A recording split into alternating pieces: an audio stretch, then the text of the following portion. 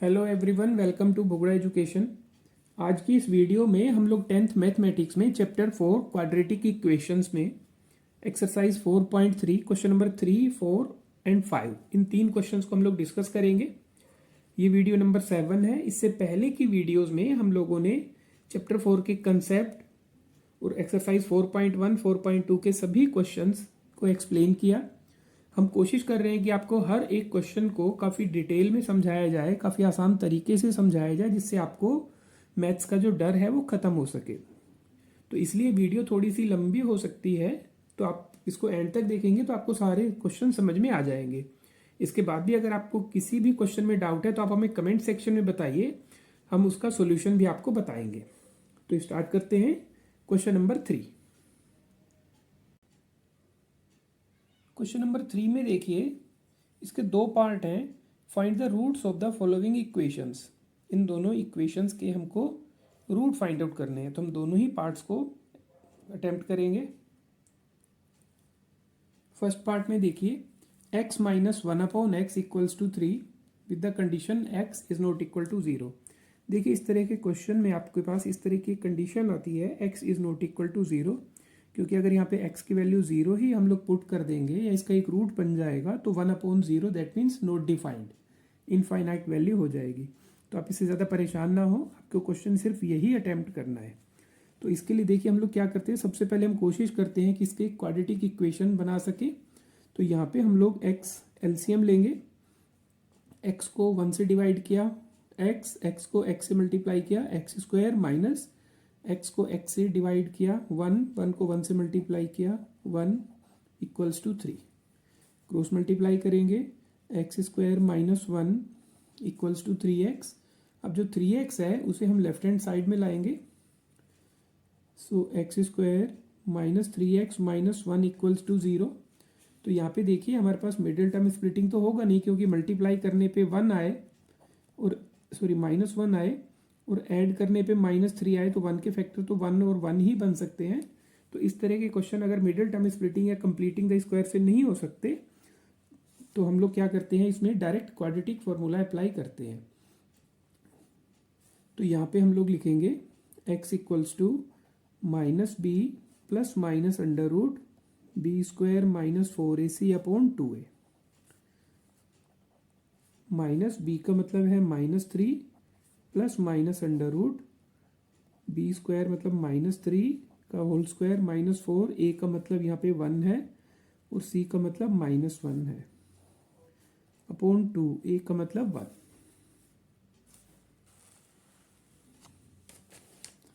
तो यहाँ पे हम x की वैल्यू फाइंड आउट करेंगे। देखिए 3 प्लस माइनस, अब देखिए -3 का होल स्क्वायर जो है वो 9 होगा, क्योंकि -3 को -3 से मल्टीप्लाई करेंगे तो 9 होगा पॉजिटिव।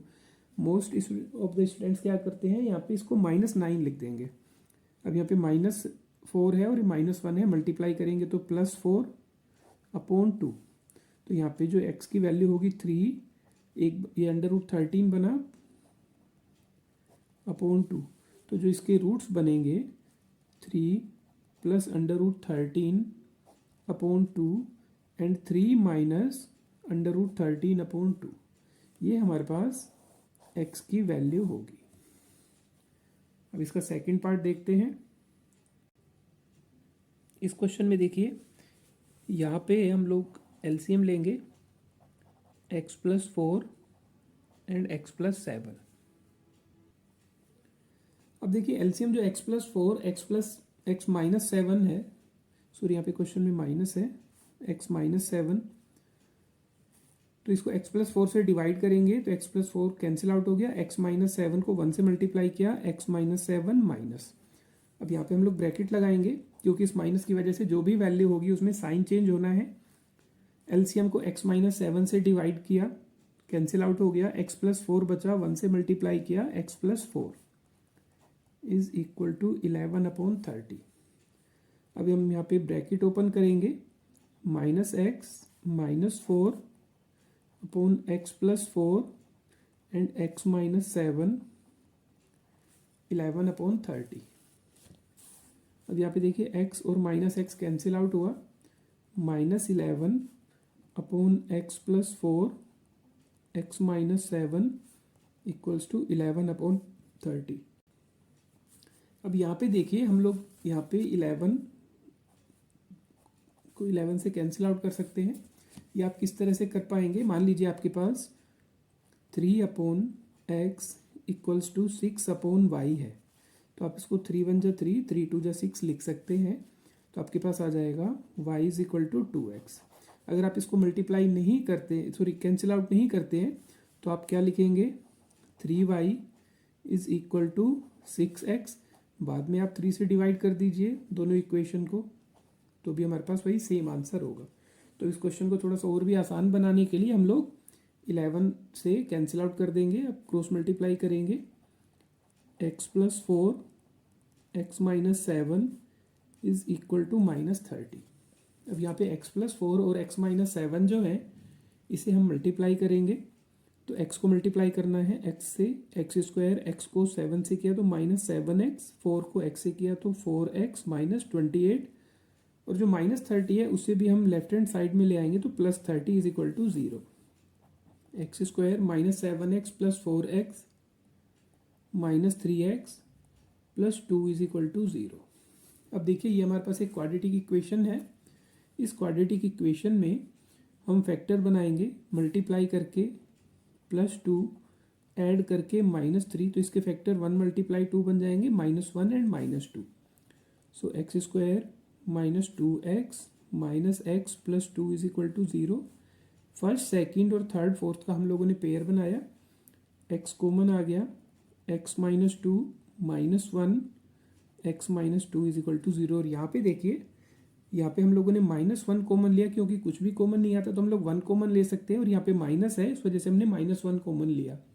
तो -1 कॉमन हम लोगों ने लिया तो ब्रैकेट के अंदर जो है वो साइन चेंज हो जाएगा। अब दोनों में देखिए x माइनस 2 कॉमन है, और यहाँ पे x माइनस 1 दूसरा फैक्टर इज इक्वल टू 0। अब यहाँ पे हम लोग x माइनस 2 और x माइनस 1 को मल्टीप्लाई करके 0 आता है, तो x minus 2 is equal to 0 होगा, या x minus 1 is equal to 0 होगा। तो x की वैल्यू 2 या x की वैल्यू 1, तो ये इसका आंसर होगा, ये इसके रूट्स होंगे। अब देखते हैं क्वेश्चन नंबर 4। क्वेश्चन 4 में देखिए, the sum of the reciprocals, sum का मतलब प्लस करना है हमको, ऑफ द रेसिप्रोकल्स मतलब हमें मल्टीप्लिकेटिव इनवर्स या रेसिप्रोकल करना है। जैसे a/b है तो उसका रेसिप्रोकल b/a होगा।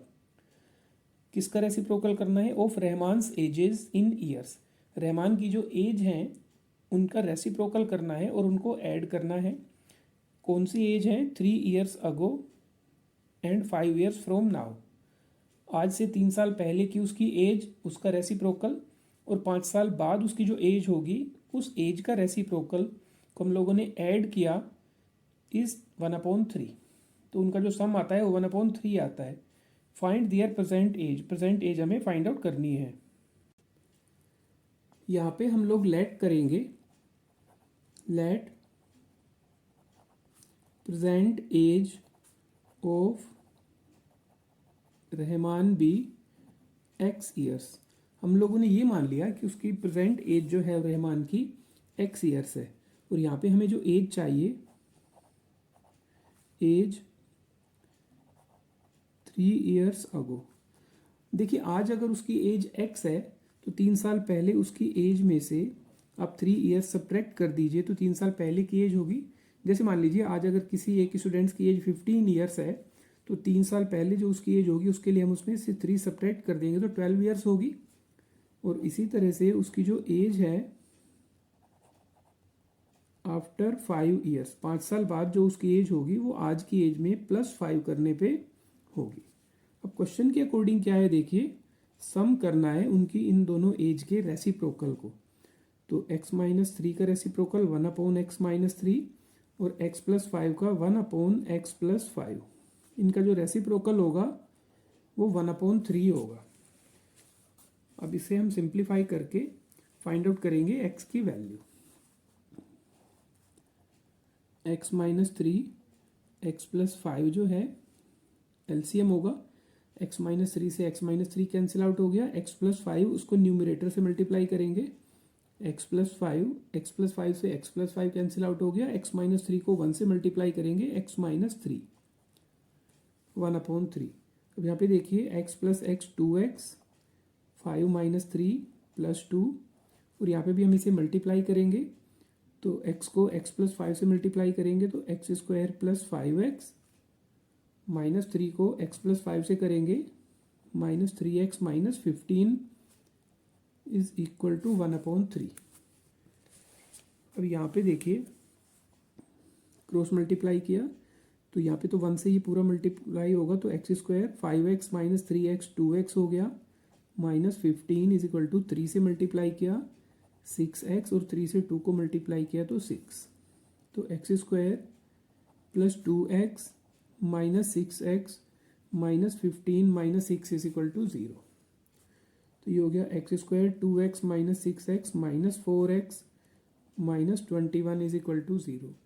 अब देखिए इसे हम लोग मिडिल टर्म के थ्रू करेंगे तो मल्टीप्लाई करके -21 ऐड करके -4, तो 21 के फैक्टर जो हम बनाएंगे वो 7 और 3 बनाएंगे,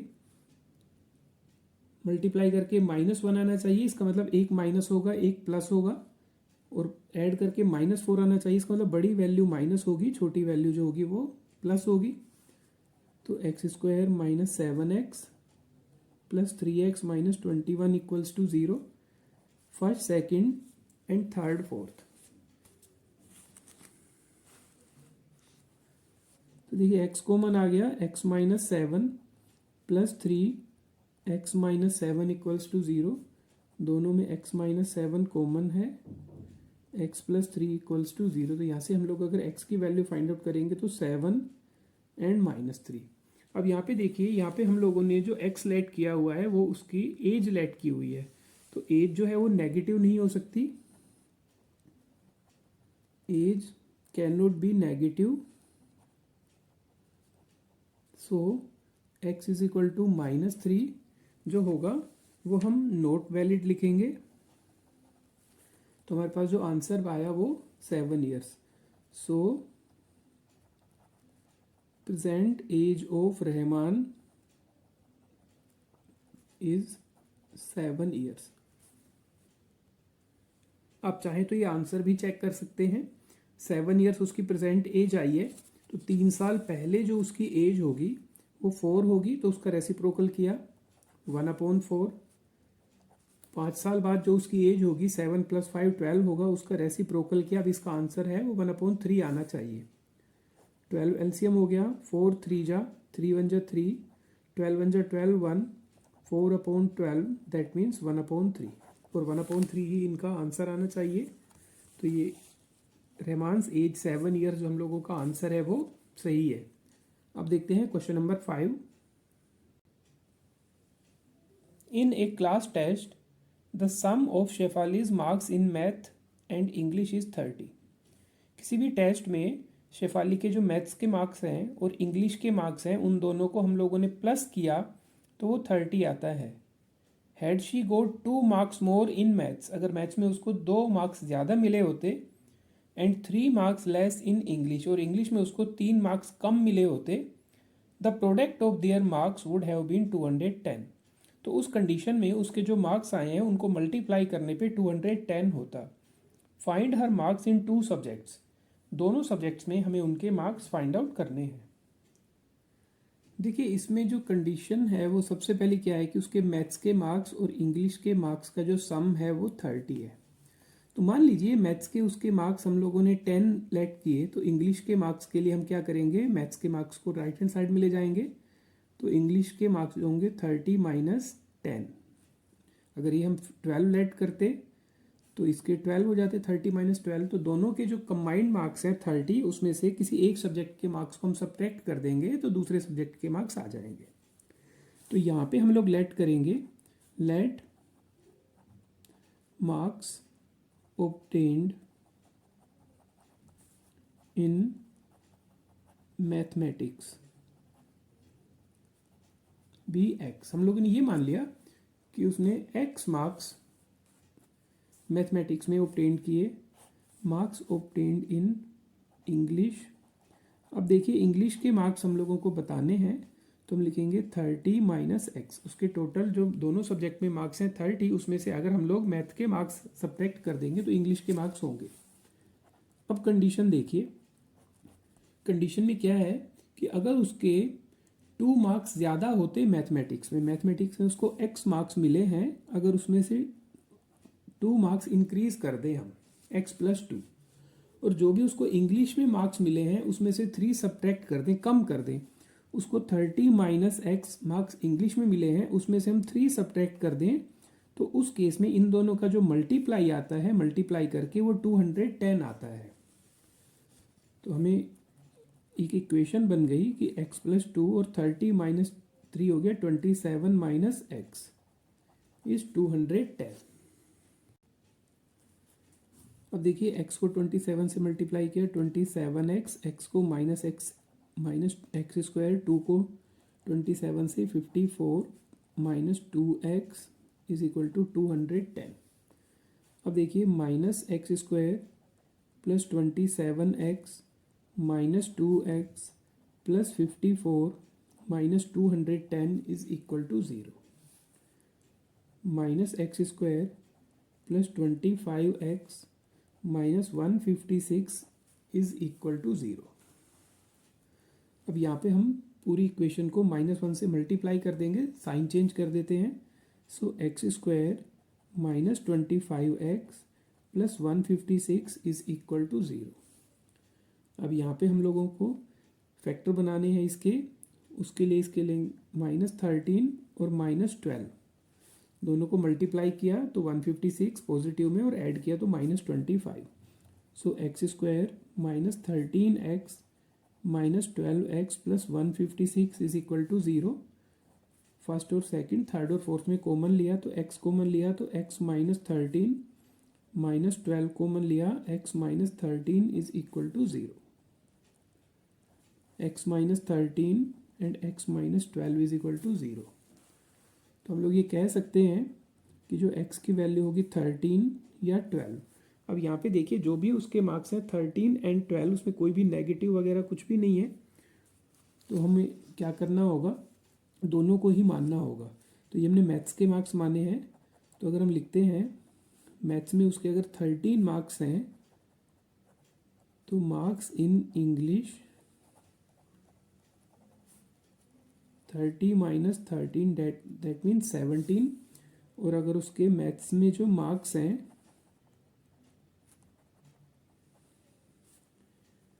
वो हम लोगों ने 12 माने, तो उसके जो मार्क्स होंगे इंग्लिश में 30 माइनस 12 मतलब 18। तो इस तरह से उसके 13 और 17 जो मैथ्स और इंग्लिश के मार्क्स हैं, और यहाँ पे उसके मार्क्स 12 और 18, ये उसके मैथ्स और इंग्लिश के मार्क्स। इस तरह से उसके हम फाइंड आउट करेंगे कि उसके कितने मार्क्स होंगे। तो ये थे क्वेश्चन 3, 4 एंड 5। होपफुली आपको समझ में आ गया होगा।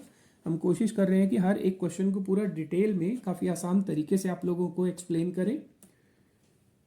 नेक्स्ट वीडियो में हम लोग एक्सरसाइज 4.3 के क्वेश्चन नंबर 6 से ही स्टार्ट करेंगे। किसी भी पॉइंट पे अगर आपको डाउट है तो आप हमें कमेंट सेक्शन में ज़रूर बताएं। वीडियो अच्छी लगी तो अपने फ्रेंड्स के साथ शेयर करें।